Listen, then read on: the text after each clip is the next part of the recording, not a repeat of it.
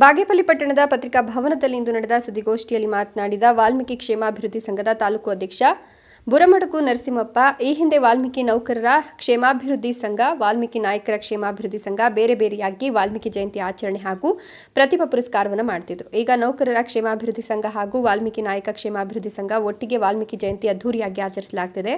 ಶಾಸಕ ಸುಬ್ಬಾರೆಡ್ಡಿಯವರ ಸಹಕಾರದಿಂದ ಸುಮಾರು 4.5 ಕೋಟಿ ರೂಪಾಯಿ ವೆಚ್ಚದಲ್ಲಿ ಅದ್ದೂರಿಯಾಗಿ ನಿರ್ಮಾಣವಾಗಿರುವ ವಾಲ್ಮೀಕಿ ಸಮುದಾಯ ಭವನ ಉದ್ಘಾಟನೆಗೆ ಸಜ್ಜಾಗಿದ್ದು, ನೂತನ ಭವನವನ್ನು ಶಾಸಕರು ಹಾಗೂ ವಾಲ್ಮೀಕಿ ಮಹಾಸಂಸ್ಥಾನದ ಶ್ರೀ ಶ್ರೀ ಪ್ರಸನ್ನಾನಂದ ಸ್ವಾಮಿ ಲೋಕಾರ್ಪಣೆ ಮಾಡಲಿದ್ದಾರೆ ಎಂದರು.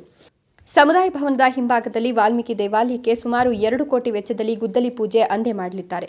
ಈ ಕಾರ್ಯಕ್ರಮಕ್ಕೆ ಬಾಗೇಪಲ್ಲಿ ತಾಲೂಕಿನ ಸಮಸ್ತ ವಾಲ್ಮೀಕಿ ಸಮುದಾಯದ ಬಂಧುಗಳು ಆಗಮಿಸಿ ಕಾರ್ಯಕ್ರಮ ಯಶಸ್ವಿಗೊಳಿಸಬೇಕು. ಹೋಬಳಿ ಮಟ್ಟದಲ್ಲಿ ಅಲ್ಲಿನ ಸಮಿತಿ ಸದಸ್ಯರು ಸಮುದಾಯವನ್ನು ಸಂಘಟಿಸಬೇಕು.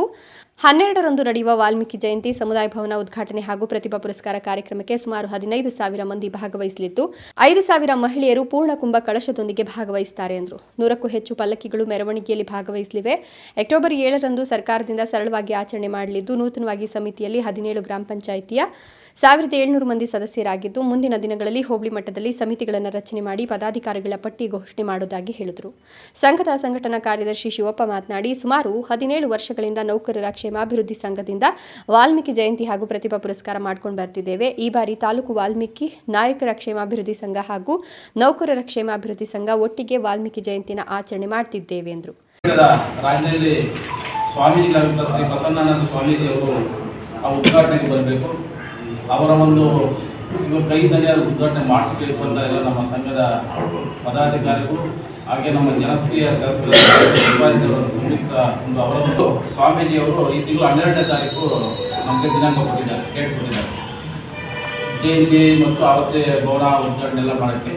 ಮತ್ತು ಅದನ್ನು ನಮ್ಮ ಶಾಸಕರ ಹತ್ರ ಡಿಸ್ಕಸ್ ಮಾಡಿ ಶಾಸಕರು ಮತ್ತು ತಾಲೂಕು ಆಡಳಿತ ಏನು ನಮ್ಮದು ಪೂರ್ವಭಾವಿ ಸಭೆಯಲ್ಲಿ ಕೂಡ ಚರ್ಚೆ ಮಾಡಿ ಒಂದು 7ನೇ ತಾರೀಕು ಇರ್ತಕ್ಕಂಥ ಒಂದು ಜಯಂತಿಯನ್ನು ಒಂದು ಸಾಂಕೇತಿಕವಾಗಿ ನಾವೆಲ್ಲ ಕೂಡ ಪೂಜೆ ಮಾಡಿಕೊಂಡು ಈ ತಿಂಗಳ 12ನೇ ತಾರೀಕು ಭಾನುವಾರ ಅದ್ದೂರಿಯಾಗಿ ಮಾಡಬೇಕಂತ ಒಂದು ತೀರ್ಮಾನಕ್ಕೆ ಬಂದಿದ್ದೀವಿ.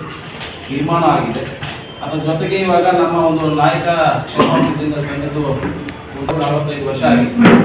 ಅವರು ಹಿರಿಯರು ನಮ್ಮ ಗೌರವಾನ್ವಿತ ಮರೆಪ್ಪಣ್ಣವರು ಮತ್ತು ನಮ್ಮ ಗಟ್ಟು ನರಸಪ್ಪಣ್ಣವರು ಏನು ತಾಲೂಕು ಕಮಿಟಿಯಿಂದ ವಯಸ್ಸಾಗಿತ್ತು. ಪಾಪ ಎಲ್ಲ ಒಂದು ಸಂಘಟನೆ ಒಂದು ಕೆಲಸಗಳಲ್ಲಿ ತಿರುಗಾಡೋಕ್ಕೆ ಕಷ್ಟ ಆಗಿದ್ದರಿಂದ ಮತ್ತು ಇವಾಗ ಹೊಸ ಕಮಿಟಿ ಮಾಡಬೇಕಂತ ಕೂಡ ಇದು ಸುಮಾರು ಒಂದು 2 ತಿಂಗಳಿಂದ ಪ್ರೋಸೆಸ್ ಆಗಿ ಪ್ರತಿಯೊಂದು ಊರಿಗೂ ಭೇಟಿ ಮಾಡಿ 50 ಮನೆಗಳ ಕೆಳಗೆ ಇರ್ತಕ್ಕಂಥ ಗ್ರಾಮಗಳಲ್ಲಿ 5 ಜನ ಕಮಿಟಿ ಸದಸ್ಯನ. Ganesh R, Bagepalli, Royals Kannada.